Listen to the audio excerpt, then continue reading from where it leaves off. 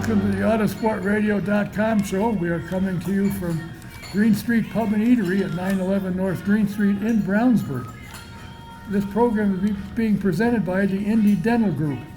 Indy 500 veteran Dr. Jack Miller and his wife Dr. Liz Lewis have a phenomenal practice. They're now up to 6 offices. If you need dental work, you think you haven't had any check lately, you need to check them out. Give them a call, make an appointment. The number is 317-846-6125. Their main office is at 92nd and Meridian. It's easy to get to off the interstate. If you need dental work or you haven't had a check them out. Need insurance? VP Insurance is the place to go.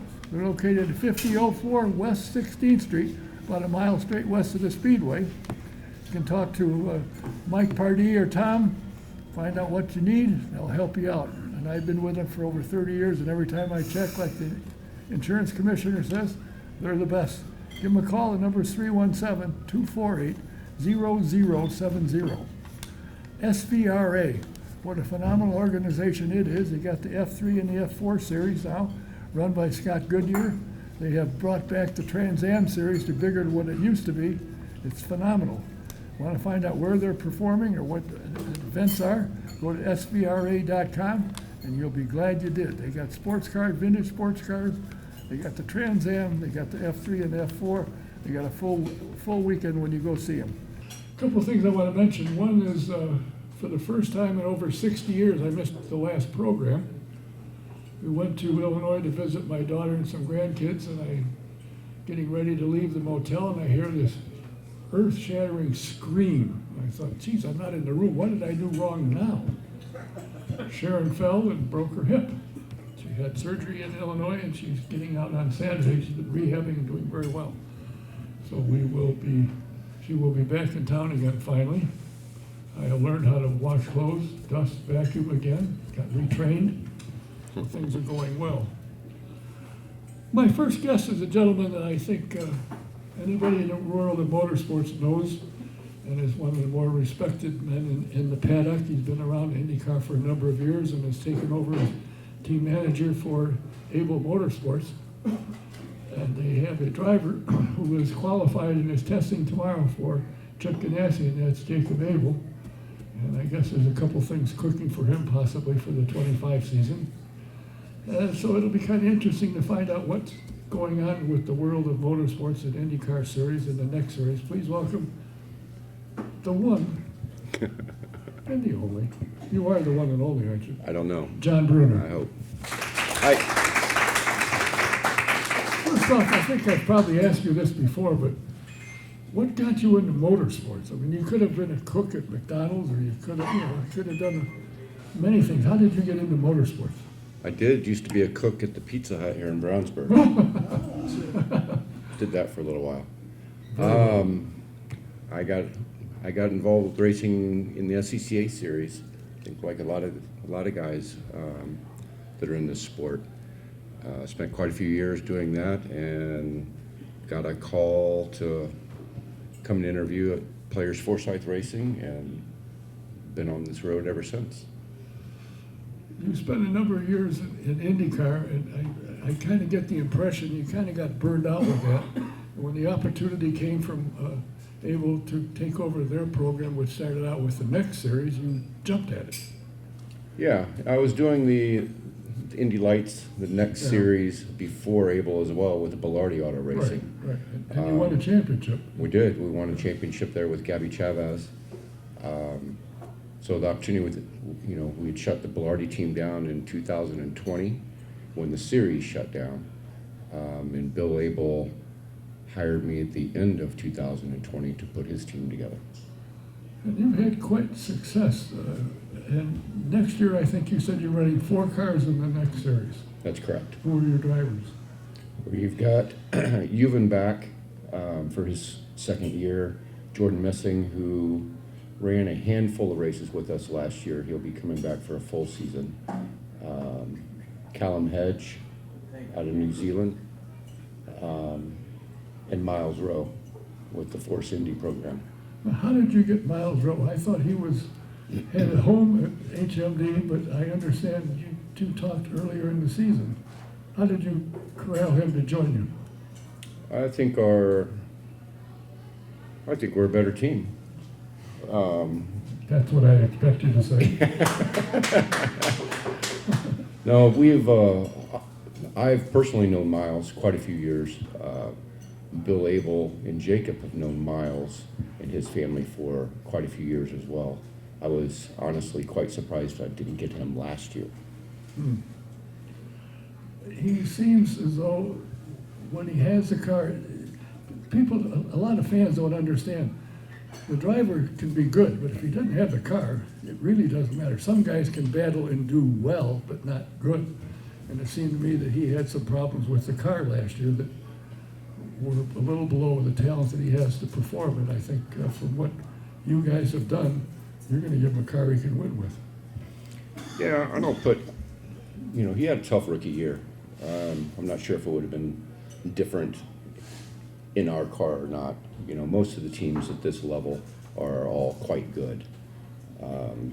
He for sure had a tough rookie season. Yeah. But he didn't do that bad. In several races, he was in the top 5. Correct. So he did well. It'll be interesting to see. Now, your primary driver is ready to move on. He's testing tomorrow with Chip Ganassi, and it's my understanding there's a few irons in the fire that could get him in the series in 25. That's correct. This test is important. This is a super speedway test, so that test goes well. That makes him eligible to be able to run it Indy if that opportunity comes. He'll have checked the first box anyway. Yeah, we're working with a couple different teams trying to get a program put together for him for next year. We've got different personnel working on that in that area for the IndyCar program. Now, at this point, I know you guys have got a car. You bought an Indy car. Correct. And it's ready to go. We bought an Indy car. It's in the shop. He has a driver's suit and a helmet and a bag to carry it in. Correct. So he can go and knock on the door and say, have car, have helmet, we'll drive. Right. He's an interesting young man because if you would meet him and sit and talk to him, you'd never in your wildest dream realize he's a professional race car driver. A nice, well-spoken kid. He's got some college education, may still be going for all I know. And to me, he would be a good representative for a team and a sponsor. And I got to think for him to come up with a sponsor shouldn't be that terribly difficult, although none of them are easy. Yeah, no, it's tough, and the IndyCar, the budget required to run IndyCar is quite expensive. So that's a big step financially. He's ready for it professionally as a driver, but we need a little more support there. The thing that concerns me is some of these guys, if they don't get a ride, are looking at other series, and it seems to me IndyCar is, from my eyes and watching other series, is probably the premier open wheel series in the world. I don't care where you are, because on any given weekend, any one of 15, 18, 20 cars can win. Whereas other series, there's 2 or 3 that are likely to win, and most obviously will. And the talent that's in this series is unreal. But something does concern me. This is an American series. Prima's coming in, new team, ready to go, full season, and they got 2 drivers that are from Europe. Well, this is an American series. How do you go out and cheer for somebody you never heard of? I'm not positive what I'm supposed to say on this. The series is, that's one of the things that makes this series, the IndyCar series and the Indy Next series, so good. Is you've got top drivers coming from all across the world. We want that competition. Sure, we want to cheer for our American drivers, but some of our best champions are not necessarily, haven't been necessarily American drivers, but they've been great ambassadors for our sport, have done a great job promoting this series worldwide. So I think there's room for all of them, and some aren't going to make it. That's the way racing is. Yeah, well, I will say one thing. Of all the drivers that have come in the last 4 or 5 years that I've talked to, they don't want, once they're here and they see the competition and the opportunities they have that they can win, they love it.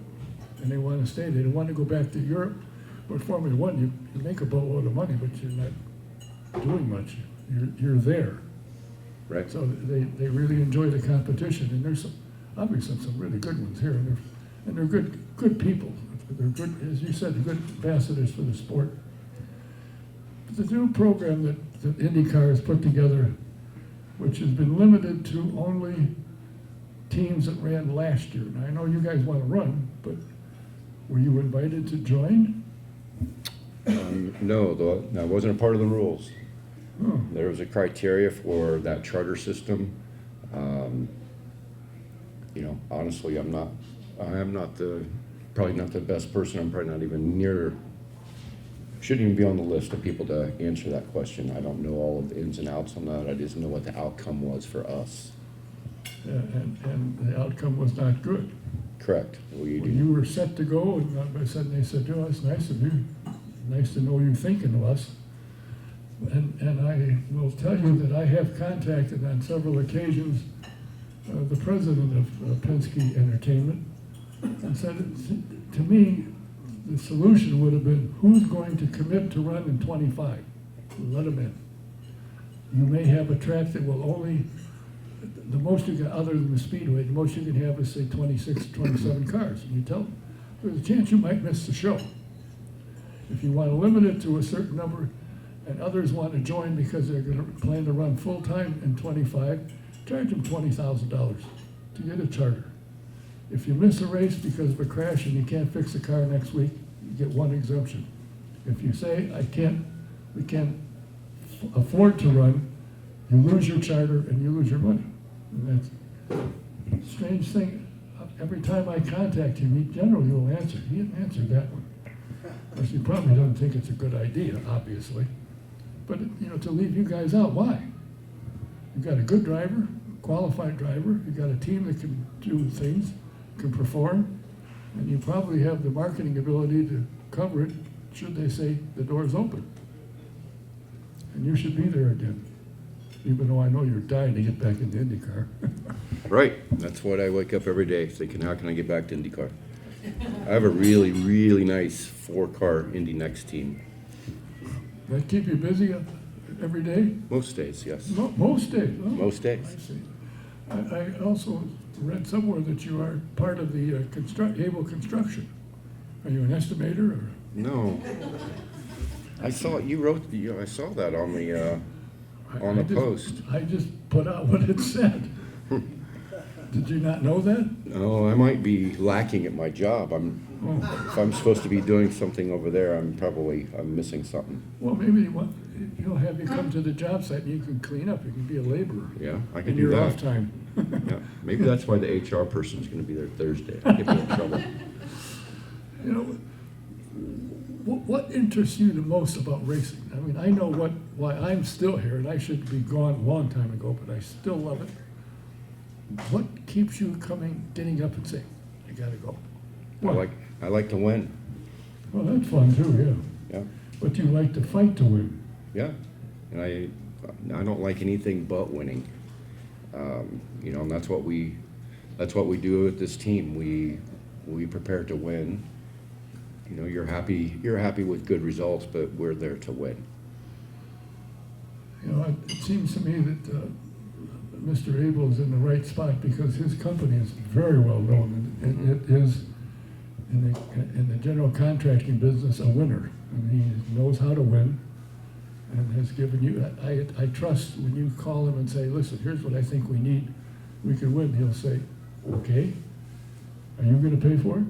You say, "No. I'll send you a bill." He's been racing a long time. He has a great construction company that does well, and he's been racing for quite some time, so he knows what it takes. And he's been just a great owner to work for. We get to know occasionally, but we don't ask for a lot of things that we don't need. And he wants to make sure we have everything that we need to be able to perform on the track. So it's a really nice situation. Does he get nervous when his son straps in a car? He says he doesn't, but he first win in Barber this past year. I was enjoying watching him instead of Jacob. He started getting a little more nervous this year, running at the front, winning races, leading the championship. It's his son. Yeah, I know. I can remember, of course, Tice Carlson. Mm-hmm. I remember watching his dad when he was driving. His dad would wear a pair of shoes out in one race weekend, Yep. pacing back and forth. There's something, I don't know what it is exactly, but there's something about motorsports that intrigues me more than the speed, the close racing, the camaraderie that goes on, the things that are involved in it. It's just a sport that you don't, other than I think in the 60-some years I've been around this thing, there's only been 2 or 3 times that drivers have gotten in trouble for breaking the law for one sort or another, whereas in other sports, it's a weekly occasion. It just doesn't happen in this sport because, and you know most all the drivers and the crew members and team owners and stuff, it just doesn't fit this sport. It's a clean sport. Guys will get mad if they think somebody cut them off or something better, but by the next day everything's fine. They talk it out and off they go. It's a fun sport, I think, to watch. And I think the ability of some of these guys, and I keep telling Dr. Pat Sullivan, I know why he's in the sport, because most of the people that are participating need a little mental help. To drive a race car, 230 miles an hour isn't exactly something you do every day, or everybody can do for that matter. What's next? You got 4 cars this year, is that enough? You had, That is plenty. you had Taylor was going to drive for you. What happened with that program? She was signed just to do the ovals last year. It didn't go nearly as good as we were hoping. She was hoping for sure, but it was a combination of things, mainly the lack of testing. We were locked down on testing. She got maybe a quarter of what she was supposed to get testing wise, and then those sessions, you get a 30-minute practice session and it's time to qualify and then to race, and we just struggled to get her comfortable, to get her up to speed. So now she's got a legal business. Yeah, she's supposed to be heading to Florida soon to study for the bar. And when she said that, she said, by the way, I just graduated from law school. I thought, I better watch what I say. Well, that's too bad. But the talent that's available coming up, I'm surprised, quite frankly, that Cody Swanson hasn't ended up in the Road to Indy program somewhere, sometime, somehow. I don't understand that one. And some other, Dave Darland should have had a shot at it. Now, of course, it's past his time, but there's so many good talented drivers that are coming in, and the Europeans. The Road to Indy program must be good, or why would you come across the ocean to drive? It is a good program, and a big part of that's the scholarship part of that. If you come, you run USF 2000 and you win that championship, you're going to win a scholarship to go to the next level. You win that scholarship, you're going to win, you're going to come to Indy Next with the scholarship. These budgets are expensive, all 3 levels. Yeah. It's a large amount of money, and especially when you get to the Indy Next level. So, these kids that are coming and running the lower levels, the ones that win that championship, it's a huge prize. And I think if I remember right, when Indy Next started, it was like 700,000, and I understand it's now well on the other side of $1 million. 1.2 to run a proper Indy Next program for a season. Well, I think the people that could afford something like that, somebody who's in the jewelry business, has a jewelry store, they could probably afford something like that. And I'm only saying that because the owner of Zibone and his wife just... I knew there was something.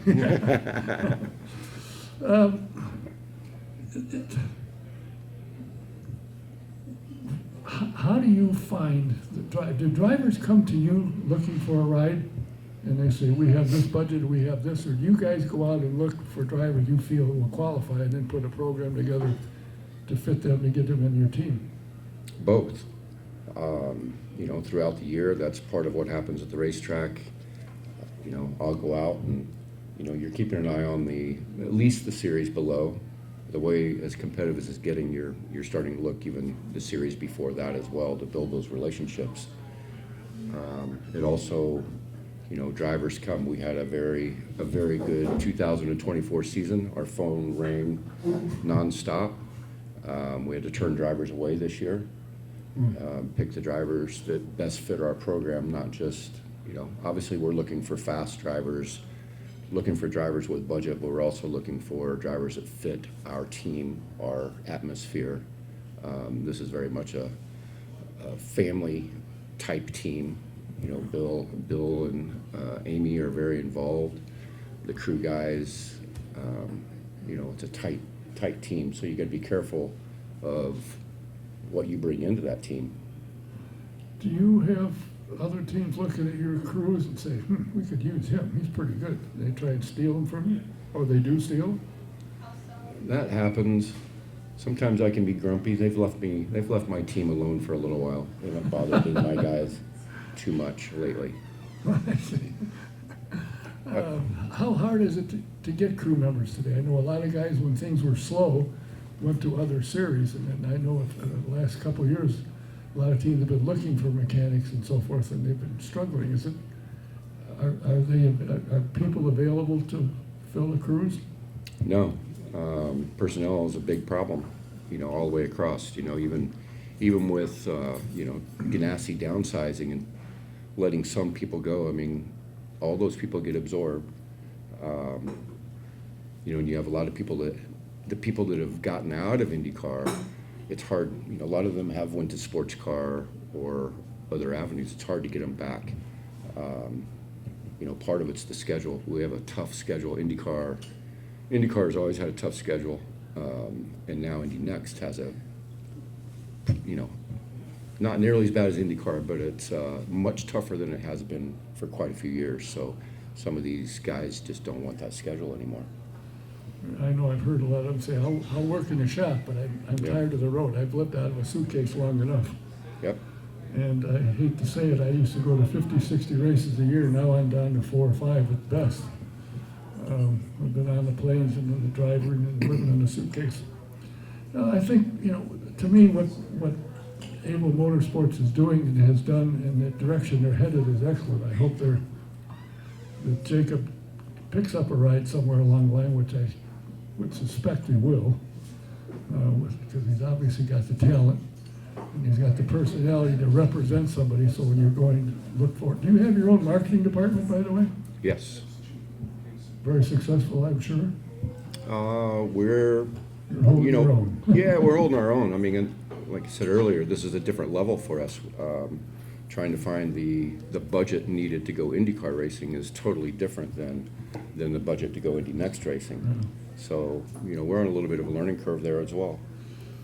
I talked to a driver who was looking for a ride, and he said he's got a ride, he's only short one thing. And I said, what's that? He said, $8 million. I said, well, let me check the couch. Yep. See what I can do for you. That's the number they're all saying. Yeah. And that's probably on the low end. As I was told when I first got into this sport, speed costs more money, more speed costs more money. How fast you want to go? Mm-hmm. And it hasn't changed. Nope. Just the dollar signs have gone up. Correct. Well, listen, I wish you nothing but the best, of course. I've always followed what Abel Motorsports does, and I think it's a class operation. And I appreciate you taking the time to come here and tell me how exciting it is and how much you can't wait to get back in IndyCar racing. All right, well, thank you for having me. John Brunner. Thank you, guys in for Abel Motorsports. Thank you, guys. And I mentioned jewelry stores. If anybody, you know, holiday season is right around the corner, in case you hadn't noticed. And there's a store on Roller just north of 38th Street. It's on the east side of the street. It's called Zibone. The owner is sitting here tonight, and trust me, because I shop there a lot. If you want something good, he'll take care of you. He'll help you, and when he tells you it's good, it is. So stop in and see him. Don't tell him I told you, he'll throw you out. My next guest is a gentleman who's been around the sport for quite a number of years, like John. At some point, I'm told that you decided you were too big to fit in a go-kart, and you were even too big to get into an Indy car, so you took the avenue and went to Purdue, become an engineer, as a result of which you've engineered for many of the best teams. You've got a 500 championship ring with Juan Montoya and Chip Ganassi Racing, and you're now the vice president of competition and race engines for the IndyCar Series. Please welcome. He finally has a night out. I couldn't believe this.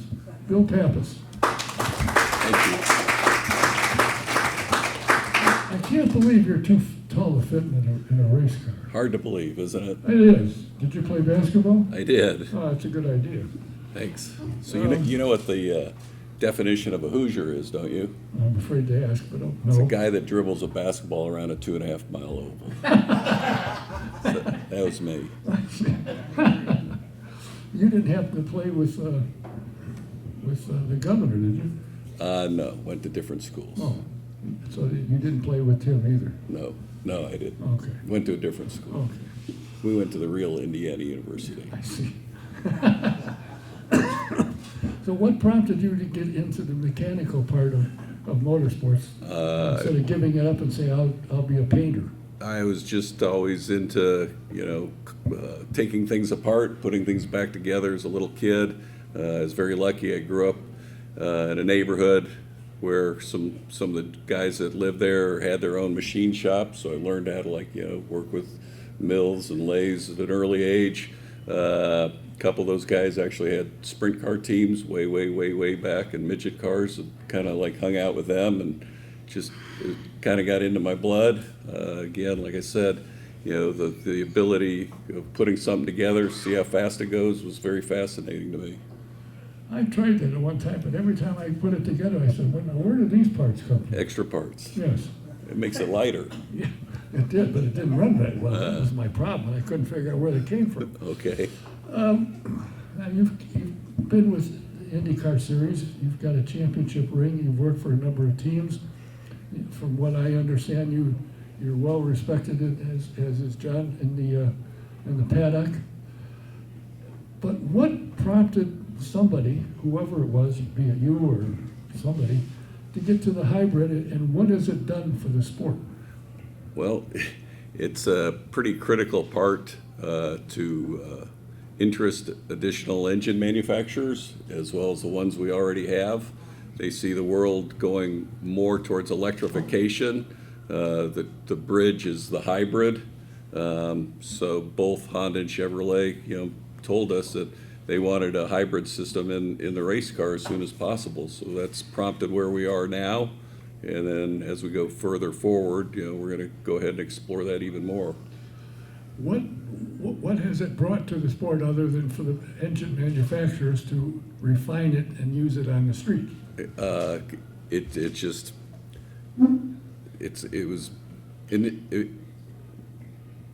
for them. It's for Yeah. the manufacturers. That's the bottom line. All right, now, if I understood right, when this first came out, the hybrid has like a push to pass to itself. You can hit the button and you can speed Adds up. horsepower. Can you use both the original push to pass and this at the same time? Yes, you Where? can. Where? On street circuits, road circuits, we're using it. All this year we Oh, used okay, it. well, but all they talk about when I watch on television, and they show the capacitors Right. going down, they don't say they hit the push to pass. Yeah. Well, I mean, it's the new thing to talk about from a TV standpoint. So that's what they've tried to emphasize, that we have a hybrid system in the car and that the drivers use it. Different places on the racetrack, different.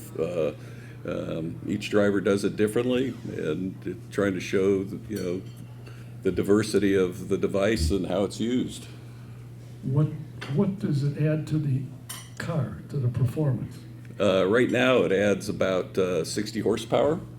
So our push to pass is about 60 horsepower. So when engaged together, you got about 120 horsepower on top of the engine's performance. Does that not cause the wheels to spin? It depends where you engage it. So it's an electric motor. It has, Yeah. perfect torque, right? So you want to use it off the corner, you engage it, it fires you off the corner, you grab second, third, fourth gear, you hit your overtake button, that gets you down the end of the straightaway, so you're constantly accelerating. Is there a point where you say, these guys are going a little quick? Well, we're looking at that. Obviously, there are limitations on street circuits, especially. You can't be hurtling down the front straightaway at Long Beach or at St. Pete at 190, 195 miles an hour due to safety concerns. The runoffs need to be reevaluated, the catch fences all need to be reevaluated. So it's a constant balance of, safety versus performance. Are the cars currently safe where you are right now? Are they safe? Yeah. Yes, Yeah. absolutely. So that as the hybrid improves and the speeds can then pick up, because I've heard them say they're looking to add some more horsepower, which for the Speedway would be okay. And when I came here, the guy had mathematically proved you couldn't go 150 miles an hour at the Speedway. Okay. I'm sure you remember that. A little before my time, but sure, I You read heard about it. You heard it. And needless to say, the end of a straightaway at 240 is not unheard of by any means. Right. And it's getting faster because the cars are getting more streamlined. It's amazing. But you feel that the tracks are safe for the kind of speeds these cars generated, and the cars are safe enough for the driver to get out and walk away? Yes. Pretty much. Yes. I think we've done a very good job of matching up the safety at the racetracks. We go there, we're going to have a new race this spring in Dallas. They're outside of Dallas, Arlington. And they've already gone down. They've looked at the runoffs, the length of the runoffs. They've looked at the fencing. So, we always look at that firsthand, as making sure that the safety aspect of the racetrack is in place, not only for the cars and drivers, but for the spectators. So we do that first. And again, always keeping in mind performance versus safety. There's some very long straightaway there that we're doing simulations. And again, trying to maintain what we think is adequate pace, so we don't send cars hurtling into walls and runoffs, and have enough safety margin there for both the car and the spectators. I haven't heard a thing lately, and maybe it's because I'm getting older and my eyesight's not as good as it used to be. Although I had my cataracts, and boy, is it bright in here now. How's geez, I just forgot who I was going to ask you. Oh, jeez. You crashed at Ohio.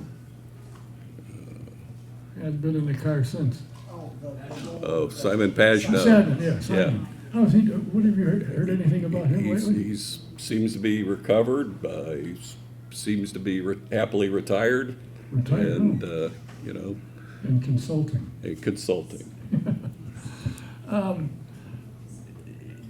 Is the drainage, going back to the hybrid, because I've been asked this, is the drainage of power calculated? Is it doing, if you had a way of having more power last longer and recharge quicker, would you look at that?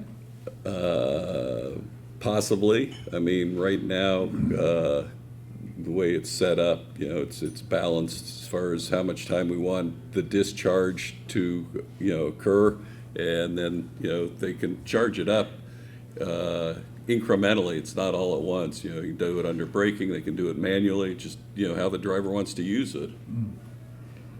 Because I have heard of a battery that is light, recharges quick, holds up, and it's hydrogen. Yeah. And it's getting ready to hit the market, hopefully, because we got stock in it. Mm-hmm. And I said, would this thing work? And they said, yeah, I think it would. It should be like to test it at some point. But I said, what would be the advantage? He said, the advantage would be it will charge quicker, it will last longer. Yeah. And you can, of course, regulate how much you use it. Right. Yeah. Wouldn't make any difference. I'll have to put them in touch with you. All right. Take a look Sure. sometime. You're also the vice president of competition. Do you sit up in race control during a race? No. my job's to be on the ground to deal with incidents. If we have crashes, to be one of the first people there to investigate the accident. If we have any issues or incidents in pit lane, I'm usually one of the first ones there to investigate that and see, you know, what's happened and what we need to do. I'm in radio contact with Jay Fry, who's up in race control at all times. So he's kind of the director of the orchestra, and he just says, "Okay, Bill, go down and take a look at you know, so-and-so's car, or you know, what's Firestone have to say about the tires that came off? Where are we with hybrid issues?" You know, so he and I just are constantly in communication during the race. And he's up in Race control, yes. With shrimp cocktail. And Of so course. forth. Yeah, well, so it's the way it should be. What does Firestone, and I mean, to me, Firestone is the epitome of what the series needs, and they adjust tires as they test to fit a track, because now they got weight problem with the hybrid in, so they had to adjust for that. They got speed problems, they got to make a tire that works for that. And at one time I was told, and it may still be, that they try and coordinate the tire length of use with fuel stops. Uh-huh. So that when you stop for fuel, it's time to change tires as well, so you don't have a bunch of pit stops going on during the day. Yeah. Is that true? We work very closely together to try to optimize the tires for each event, whether it's construction or compound. We're always looking at the usage of tires by the field. You know, again, we're in the entertainment business, so you know, we like to see things happen randomly. That makes good racing. The guy at the front, you know, he may have a bad day, bad pit stop. You know, we like to see that. So we're trying to encourage Firestone to have more drop-off in their tires, so we aren't racing to the end of a fuel stint and creating fuel economy races. We want racing, so we're always working with them to try to make sure that the tire they have lasts, you know, just long enough. But you know, remember that we want to have good, hard racing. So it's a work in progress all the time. Well, one of the things I was mentioning to John is that the F1 drivers that I've talked to over the last 4 or 5 years that have come here because they, whatever problem in Formula One, and once they got here, they said, "Wow, this is racing." Yeah. Because on any given weekend, if you don't have a problem somewhere, anywhere, and I said to Mark Miles, I said, "There's 10, 12 guys that can win a race." He said, "No, there's 15 or 20 that can win Absolutely. easily on any given weekend," and that's what makes IndyCar the series that it is, whereas in other series, there's 3 or 4 people that likely will win, the rest of you are just there to fill the field. Yep, we feel that way ourselves. You know, we think the series is stronger than it's ever been. I have a lot of fun with Rick Mears because he'll always talk about back in the good old days. Yeah. I said the good old days are when you won the race by 2 or 3 laps, only 5 guys were running at the end. I said, and in that field that you had, maybe 7 of you could win a race. I said, look at it. I said, there's 20, 22 guys out of a 26 car, 27 car field that could win a race. And he just laughs at me because, you know, you're right. And turns and walks away. Well, I can remember when I got here, first couple races I came to, the 500 is where I started. Got talked into coming here after 2 times falling asleep in the theater watching it on the screen. And at the end of the race, the winner was like 2 laps or 3 laps ahead, and I thought, yippee. People couldn't get tickets fast enough for the next year. Right. Well, now, you win by a second, you say, well, that was close. Yeah. And it's just amazing the competition that has been created, I think, and the time that you guys spend making the series a competitive series. There's a lot that goes in that you don't see. I thought when I got here, they roll a car off the trailer. There were open trailers when I got here. They have semis. And put it on the track and off they went. No. There's a lot of work that goes into this. And Well, I got asked for a long time, what's my real job? What else do you do?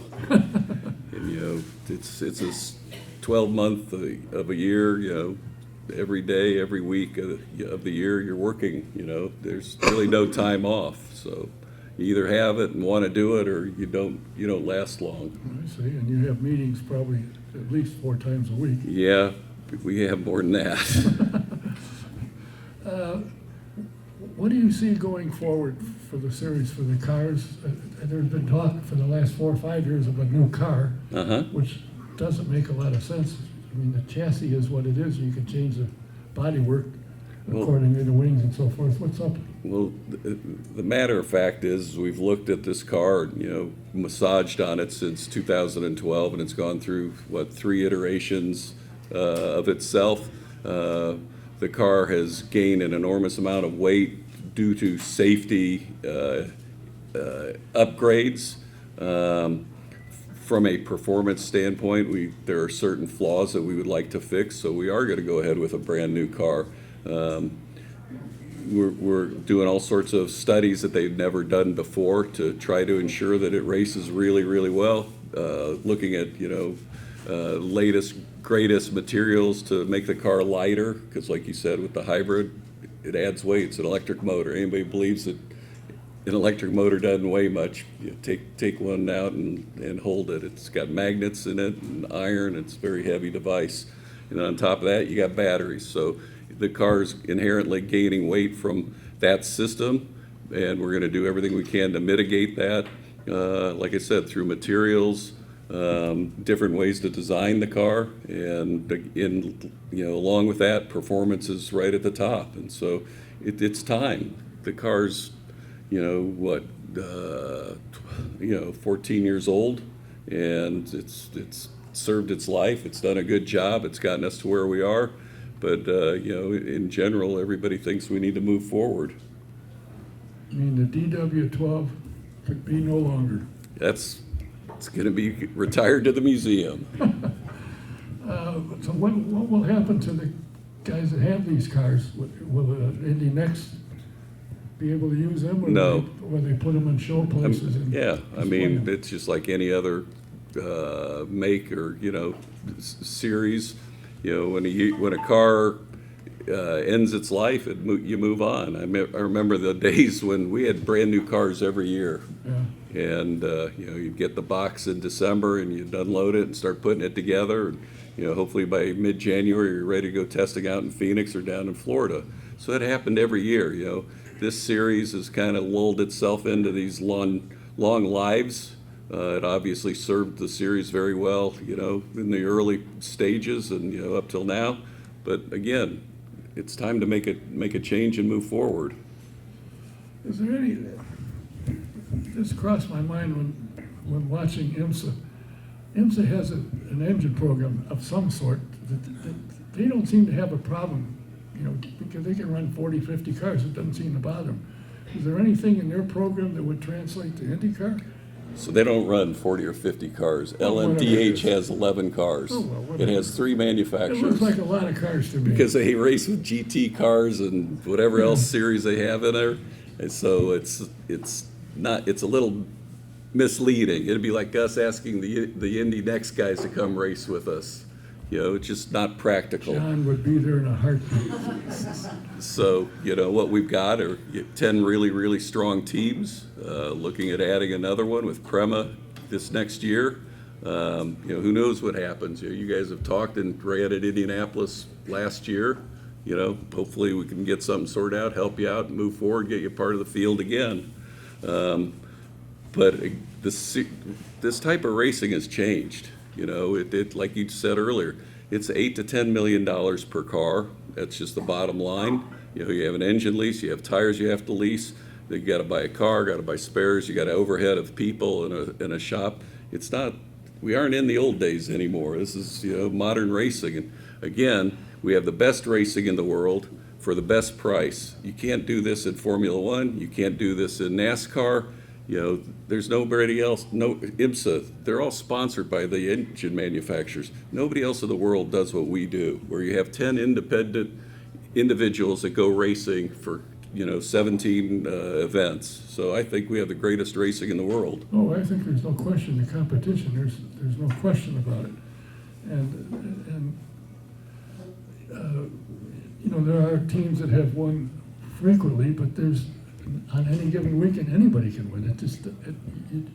You get the right break at the right time, and here you go on the victory circle. I've been part of that. I was with Dale when he won the first race at Watkins Glen, won at Texas, won at Detroit.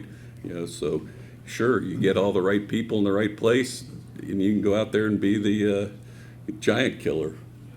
And I found it interesting that he's taking his I forget what they call that thing, and looking for a partner to invest in. Charter. Charter, yeah. I keep thinking of draft, and I can't think of what. His charter, looking for a partner to join him to expand his program. Now, he's been around, I think, about as long as almost anybody. Yeah, and they're ready. I have a question. Uh-oh, Is that okay? sure. I just have a question about the push to pass, because I was thinking this earlier.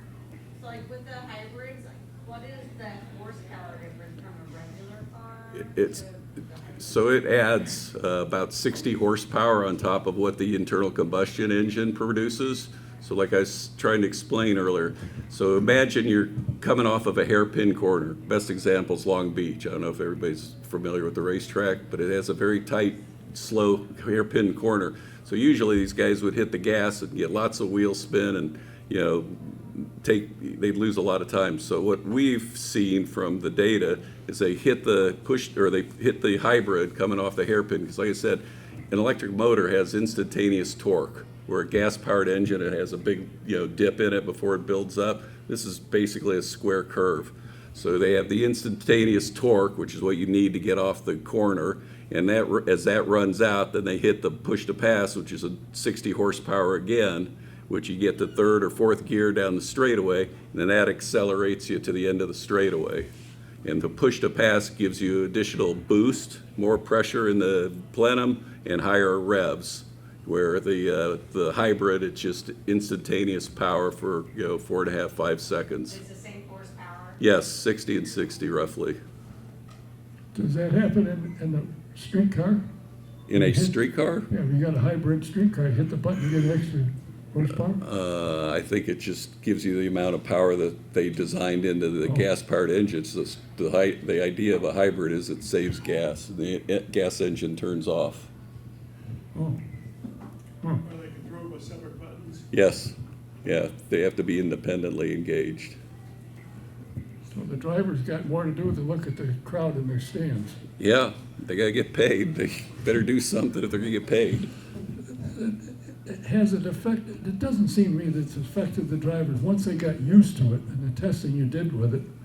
And of course, early on when you first brought it out, there was some problems. Scott Dixon had trouble with it and a couple other had. Not a hybrid problem.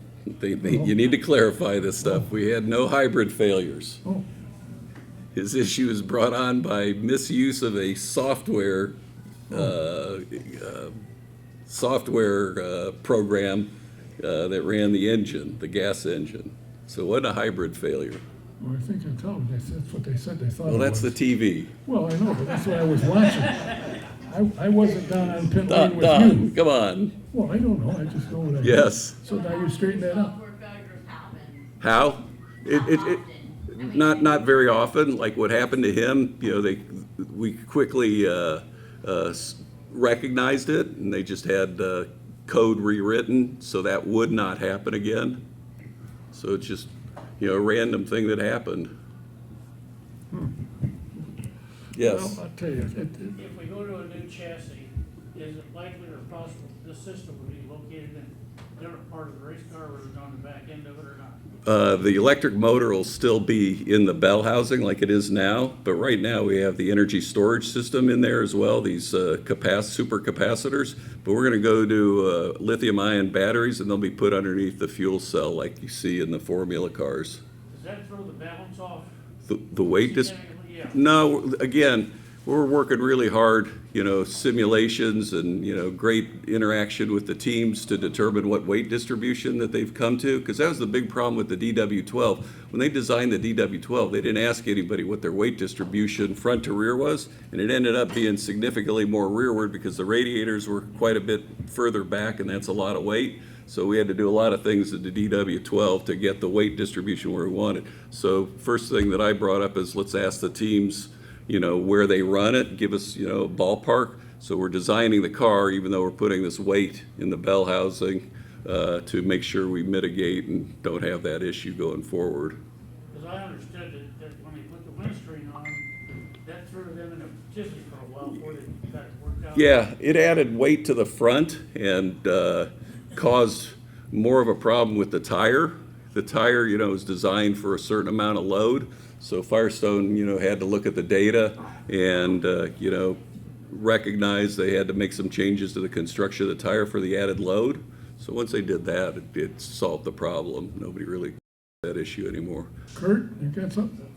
Does because the hybrid engines and the batteries are heavier, how is that affecting the way that the cars are traveling, basically? Handling wise, Handling and traveling, because it's got to affect the differential on everything, the way that they go around curves.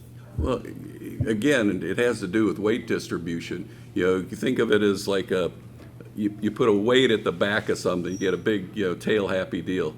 So that's what the drivers kind of felt with this system, because we didn't have the ability to move the weight a whole lot forward. And again, going to the next generation, that's why we've been asking the teams, where do you feel the weight distribution ought to be, plus or minus, to ensure that the car's balance is not affected by the addition of the device. What about speed? It potentially will be quicker. And again, that's why we look at the safety factor, and either through aerodynamics or by restricting the amount of power that can be discharged out of the unit, will control that speed.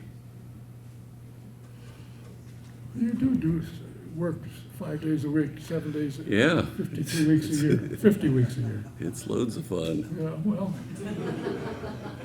and you've got a Purdue engineering degree to prove it. And I lost a wife to prove it too, so Oh, that happens. what, from racing? It might have been, or me. I see. Capacitors instead of batteries? Yes. Yeah. They have to be discharged at the end of each race? Yes. So we have two ways to do that. Driver can do it coming into the pits, and he can discharge it, or we have a device that the teams will plug in, and that'll discharge the capacitors, so it's safe to travel. You just mentioned something that got my attention. You're looking at replacing or installing lithium-ion batteries. Aren't lithium batteries a little bit of a problem? They are. Mhm. So again, we're working with all the experts as far as how to deal with the potential problems like thermal runaway, which creates fires. So we're researching all that very heavily and coming up with a safe package to protect the car and the driver from any issues. I'm going to put my battery guy in touch with you. You do that. I will. Anyway, it's interesting. For the fans sitting in the seats, they don't realize what goes into putting these cars on the track. And you say, geez, look at how fast they go and how well it drives. There's a lot of work that goes on, not only with the race teams, but in the office. Guys like yourself who engineer and put something on the track that the teams can work with and get speed out of. Yeah, like you said, it's a year-round effort by everybody involved. We try to present this information the best we can to our partners, our marketing and sales partners, and our TV network partners, and try to tell a story. Because, like I said earlier, we're in the entertainment business, so we got to be able to entertain the people in the stands and the people that want to watch it on TV. Well, I think TV is going to pick up. I've been trying to get them to do a weekly television show for 15 years, and they think I want to do it. I'm too old for that, but it seems to me they ought to. Well, I hope the new TV package works better for them.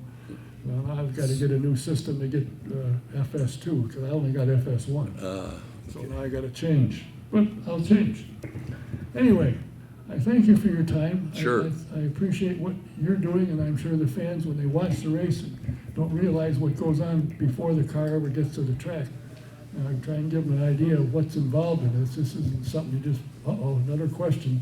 I'm so sorry. That's all right. Do you think that hybrids are a better alternative to the gas engine, or is that just a push from the public? Well, again, you sit there and look at the car manufacturers. 4 years ago, there was a huge push for e-vehicles. Well, e-vehicles aren't the answer. And so the bridge to more